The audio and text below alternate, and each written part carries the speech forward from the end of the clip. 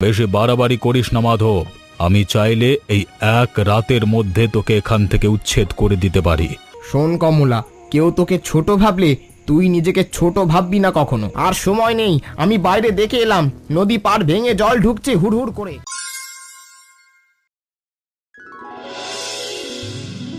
মাধব, তোর নৌকার ওই পচা গন্ধটা আমার বারান্দা পর্যন্ত আসছে। একটু দূরে গিয়ে কর না কাজটা। এদিকটা ভদ্রলোকের এলাকা, বুঝলি?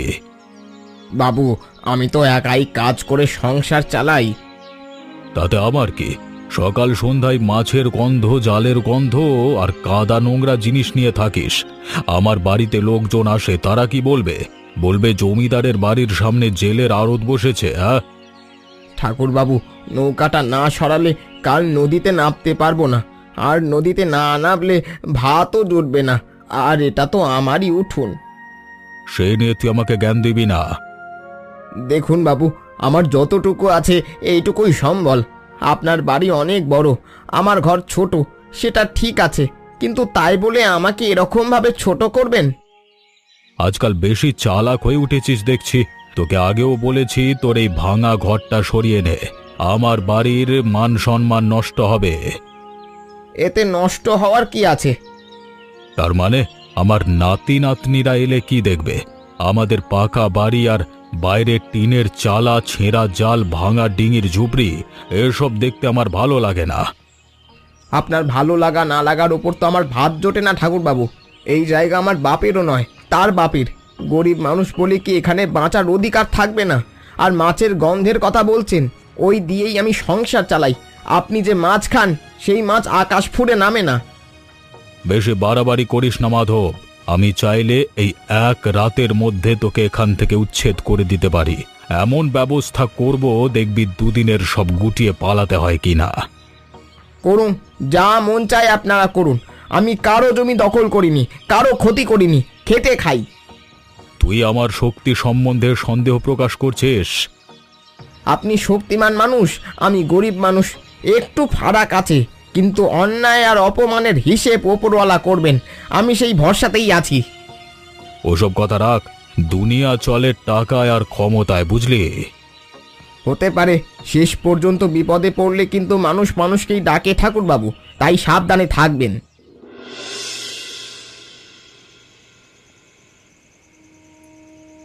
আবার কি বলেছে ঠাকুরবাবু? তোমার মুখ দেখেই বুঝতে পারছি আজও খুব খারাপ কিছু শুনিয়েছে। কতদিন আর এভাবে সহ্য করবে? মানুষটা এমন ভাবে যেন আমরা মানুষই না। সেই আগের কথা বলছে, গন্ধর জন্য নাকি ঘর সরিয়ে নিতে হবে, নইলে ব্যবস্থা করবে। আমি আর কি বলবো? দুটো কথা বললেই ঝামেলা বাড়বে। ঝামেলা আর কত বাড়বে? অপমান তো রোজই করছে। আর জল আনতে গিয়েছিলাম, ওদের চাকর এমনভাবে তাকালো যেন আমি চুরি করতে গেছি। তুমি বলো, গরিব বলে কি ইজ্জত থাকে না আমাদের? আমি সব বুঝি দাদা, কিন্তু রাগ দেখিয়ে তো ঘর চলে না। লড়তে গেলে পয়সা লাগে, লোক লাগে, আর আমার হাতে আছে শুধু জাল, নৌকা আর অভাব। কমলা সেদিন কি বলেছে জানো? বলেছে, মা, বিশালদা আমাকে দেখলে মুখ ঘুরিয়ে নেয় কেন? আমি কি দোষ করেছি? আমি বলো তো কি উত্তর দেব? বললাম, আমরা গরিব তাই। শোন কমলা, কেউ তোকে ছোট ভাবলে তুই নিজেকে ছোট ভাববি না কখনো। কিন্তু কাল যদি সত্যি আমাদের বিরুদ্ধে কোনো ব্যবস্থা করে, তখন কি হবে বলো তো? তাহলে দেখা যাবে। আর একটা কথা মনে রেখো, সময় সব সময় এক জায়গায় থাকে না। আমি নদীতে কাজ করি, তাই জানি স্রোত বাড়লে বোঝা যায় কার জোর কতখানি। তুমি সব সময় এমন কথা বলো না যে আমার ভয় করে। তুমি সাবধানে থেকো। ঠিক আছে, তুমি রান্না বান্না করে নাও, খাওয়া দাওয়া করে নিতে হবে। কাল সকালে আবার বের হতে হবে তাড়াতাড়ি। আমি পড়বো বাবা, তবে তোমাকে আর মাকে কষ্ট পেতে দেব না। তুই শুধু মানুষ হ, বাকি কষ্ট আমি সামলাবো। শোনো, ওই মাধবের বউটা আজ আমাকে দেখে নমস্কার করলো, কি ভদ্রভাবে কথা বললো। এত কষ্টে থাকে ওরা, কিন্তু ব্যবহার কত ভালো। তুমি ওদের সঙ্গে এত কঠোর ব্যবহার করো কেন বলো তো? পাড়া প্রতিবেশী বলে তো একটা কথা আছে। তুমি এসব বোঝো না সুনিতা। দূরত্ব না রাখলে মান থাকে না। সবাইকে আপন করে নিলে লোকজন মাথায় উঠে বসে।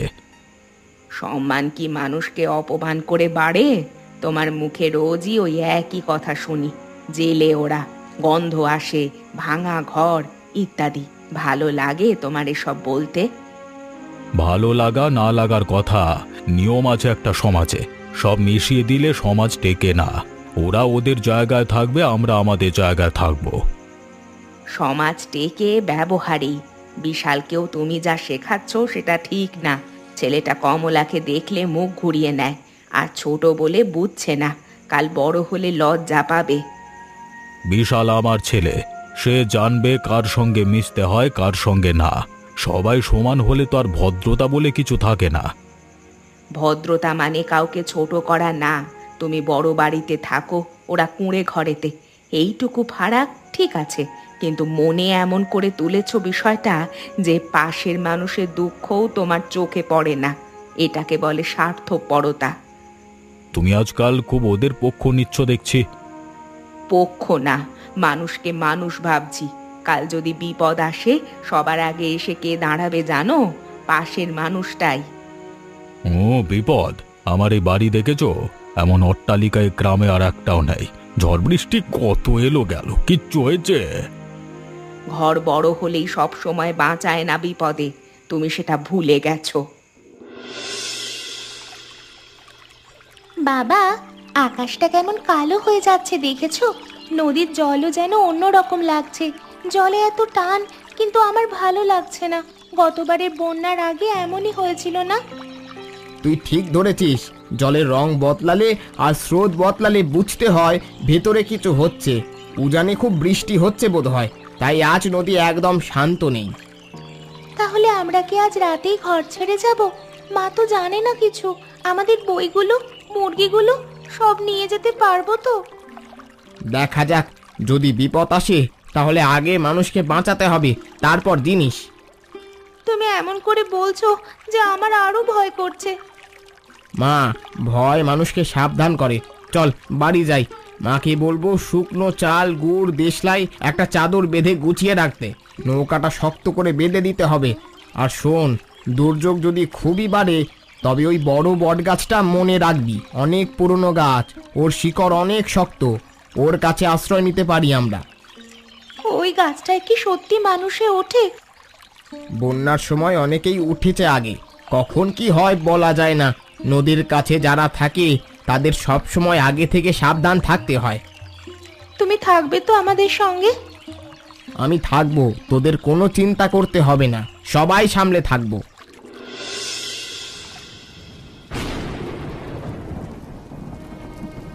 দেখো, জল বাড়ছে, মেঝেও এখন ডুবে গেছে। আর একটু আগে এতটা ছিল না। এত তাড়াতাড়ি জল উঠছে কেন বলো তো? আমার যে ভয় করছে। আর সময় নেই, আমি বাইরে দেখে এলাম। নদী পাড় ভেঙে জল ঢুকছে হুড়হুড় করে। এই ঘরে থাকলে ফাঁদে পড়বো, এক্ষুনি বার হতে হবে। যা শুকনো জিনিস আছে গুছিয়ে নাও। কি নেব? চাল, কাপড় নেব নাকি কমলাকে নিয়ে শুধু বেরোবো? মাথা কাজ করছে না আমার। ওদিকে মুরগিগুলো ভয় পাচ্ছে, ওদের কি হবে গো? সব নিতে গেলে কেউ বেরোতে পারবো না।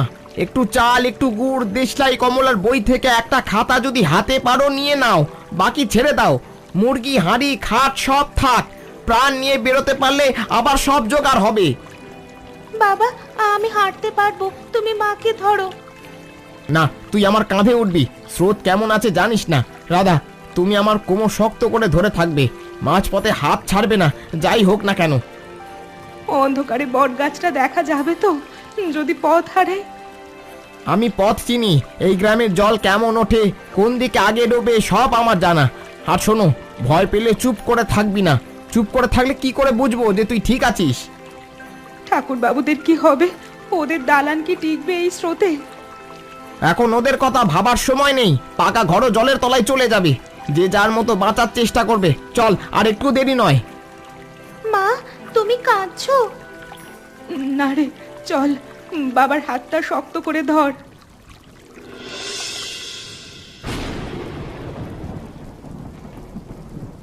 দেখলে, তোমার পাকা এই দালান ভেঙে গিয়েছে। সিন্দুক ভাঙছে, আলমারি কাত হয়ে গেছে। এতদিন বলেছিলে এই বাড়িতে নাকি কিছুতেই কিছু হবে না, এখন বলো কি বলবে? আমি বুঝতেই পারিনি জল এতটা উঠবে, এমন তো কখনো হয়নি। সব শেষ হয়ে যাচ্ছে চোখের সামনে, আমার মাথা কাজ করছে না।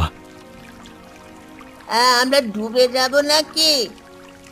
না না না না, আমাদের কিচ্ছু হবে না। আমি আছি বাবা, দাঁড়া দাঁড়া, একটুখানি ভাবতে দে। শুধু বললে হবে? ছেলেটাকে দেখো, কাঁদছে ভয়ে। ছাদে উঠবো, ছাদও নিরাপদ লাগছে না, বাতাসে বাড়ি টিকবে কিনা জানি না। লোক পাঠাবো আমি। হরে কৃষ্ণকে ডাকো, সঙ্গে রমেনকে ডাকো, ওরা নিশ্চয়ই আছে কোথাও। এই জলে কে আসবে তোমায় বাঁচাতে?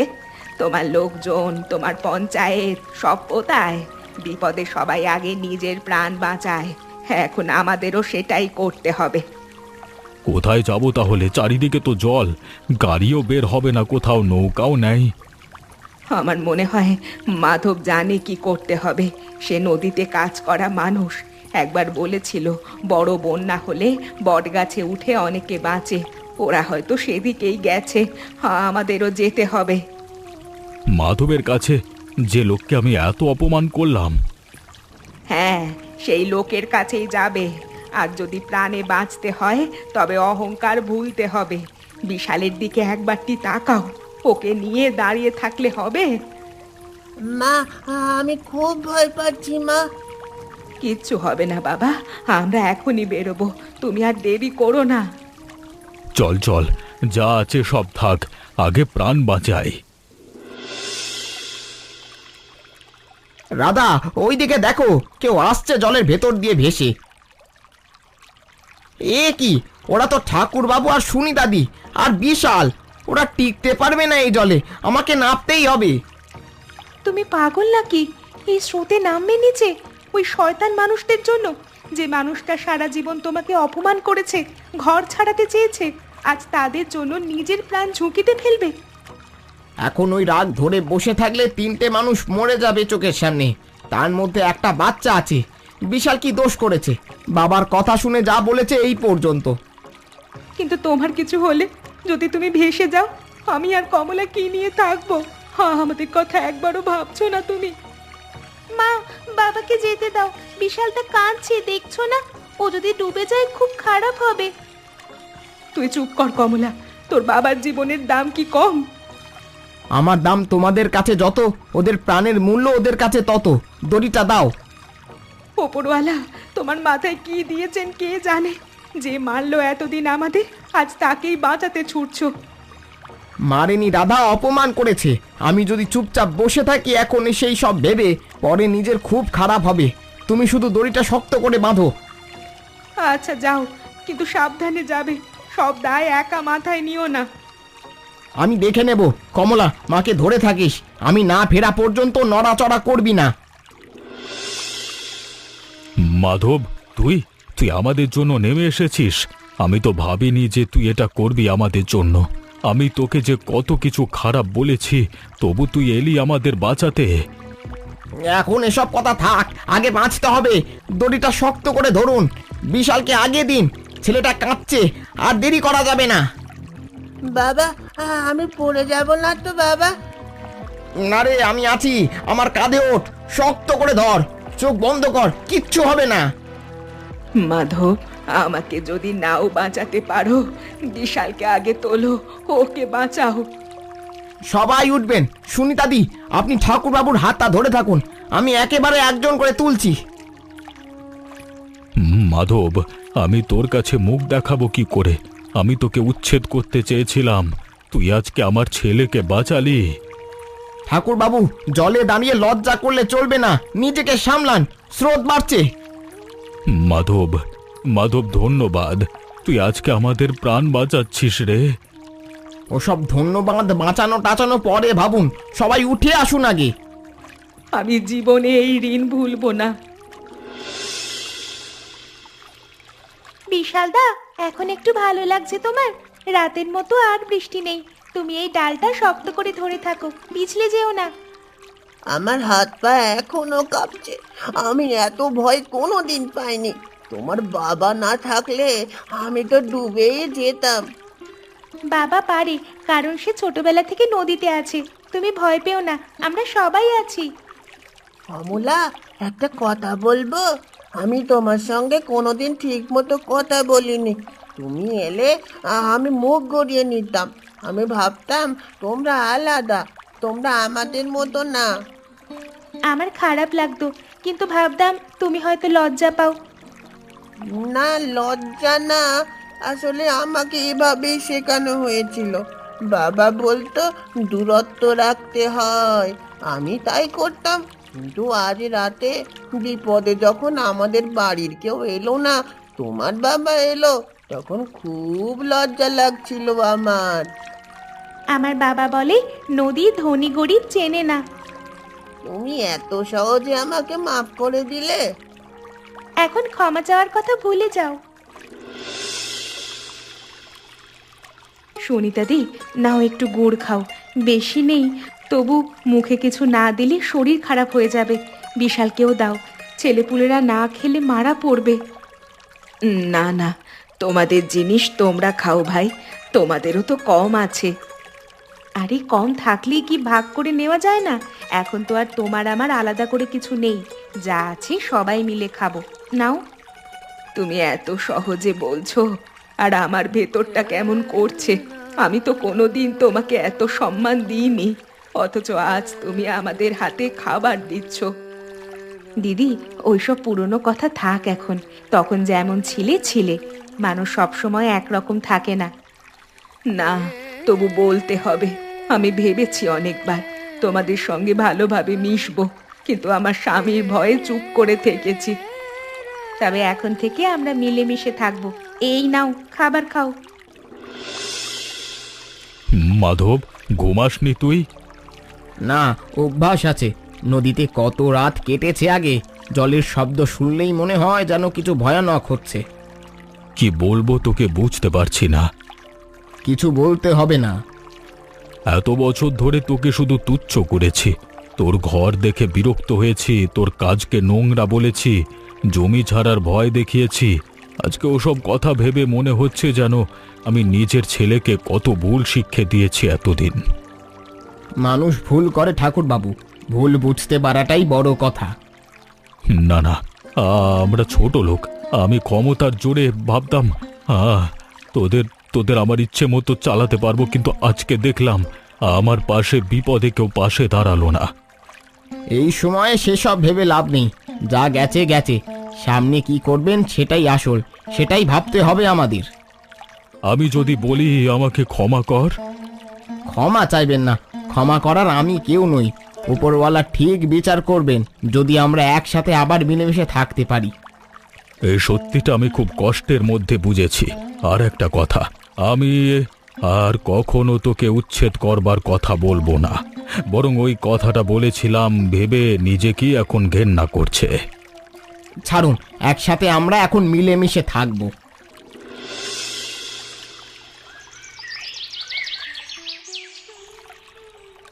রাধা, দেখো নিচে কাদা দেখা যাচ্ছে, মনে হচ্ছে নামা যাবে।